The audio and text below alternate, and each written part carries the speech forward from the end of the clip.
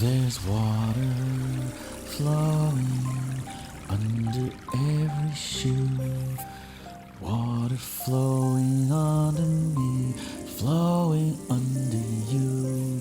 This water is given from high, high above. Well, this water is God's great love.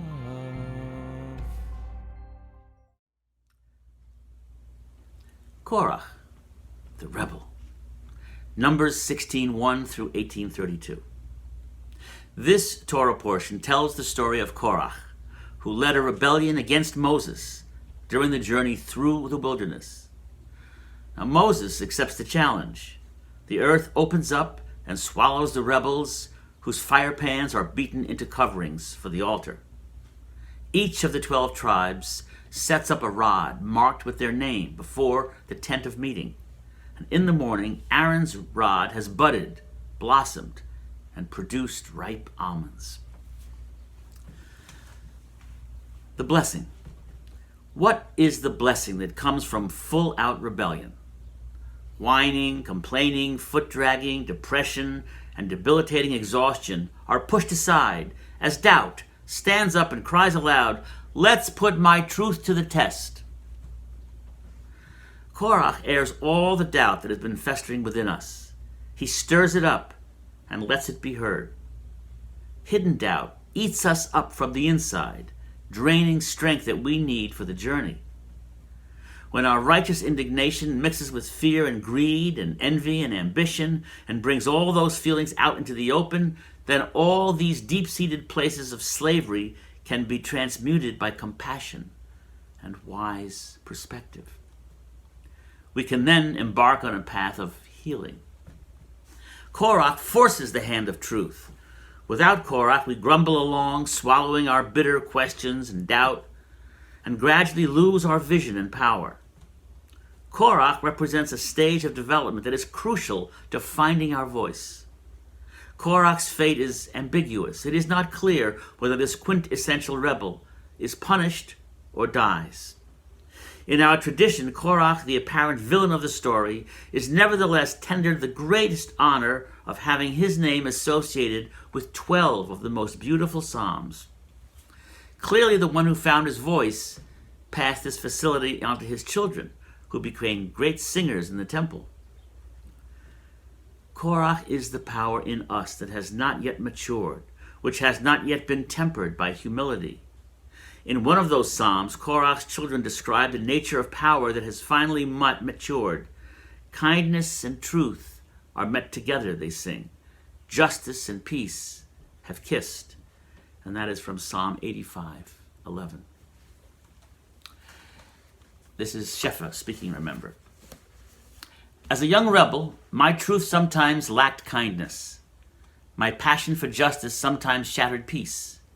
Yet what a blessing it was for the power of Korach to rise in me and teach me that my pointed challenges and questions were holy. Over a lifetime of mistakes and repentance, wisdom gradually emerges to call together kindness and truth and to kindle the love between justice and peace. The fire pans used for offering by those who joined Korach and who died in the fire of rebellion were later hammered into plating for the altar of sacrifice. Gathered from the charred remains of confrontation, the fire pans had become holy. Searching through the rubble of my own rebellions, I find that a great deal of my arrogance has been burned up in the fires of experience. But there in the ruins, I also find treasures, my passion for truth, my holy questions. The spiritual challenge. Our challenge is to allow our Korach voice to emerge in its time and to listen carefully to its nascent power. Be aware of what danger you unleash, as well as the potential for refinement and maturity. Listen to the sound of your impatience, your ambition, your jealousy, your greed. Also, hear its passionate life force. Korach took are the first words of this portion. Grammatically, the taking in this verse has no object. Taking here is a description of Korach consciousness, power that has not yet matured. Korach's untempered drive is the slavery from which he must free himself. In his book Ishmael, Daniel Quinn divides the world into takers and leavers. Takers base their power on the fundamental misconception that they are separate from the world and that the world was created for them. Takers exert their power by consuming the world.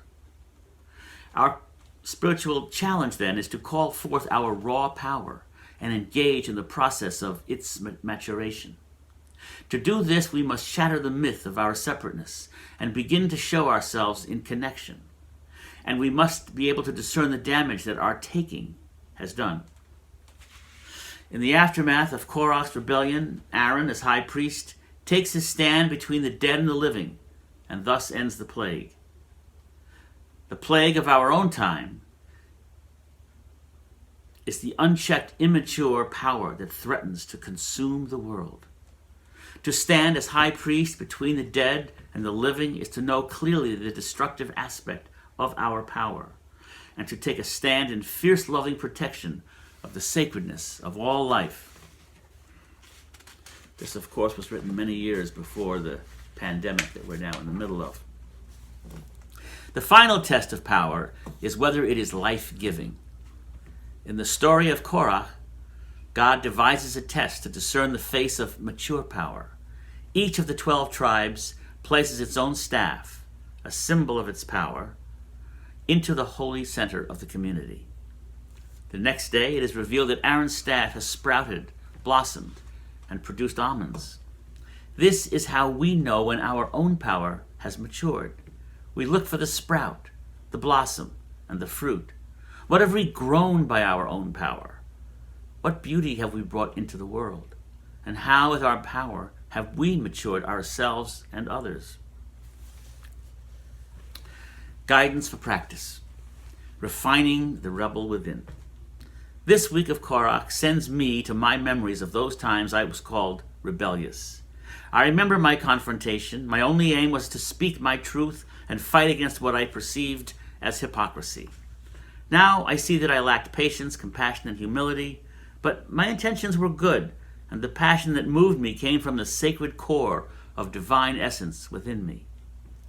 The practice for this week of Korach is to dig up the rebel buried within you and combine her essence with the specific qualities that you have worked long and hard to develop. Remember your own passion, which may have over time been dampened by life's disappointments. Remember the rebel you once were and the energy that moved through you at that time. In the portion of Korach, the earth opens her mouth and swallows the rebels. They are planted in the ground like seeds, waiting for just the right conditions to grow into their fullness. Imagine the rebel you once were as a seed planted deep in the ground. Now you can bring to that seed exactly the qualities that would help it grow. You can water it with patience, shine on it the light of compassion, and fertilize the soil with all the shit you've been through. Shabbat Shalom.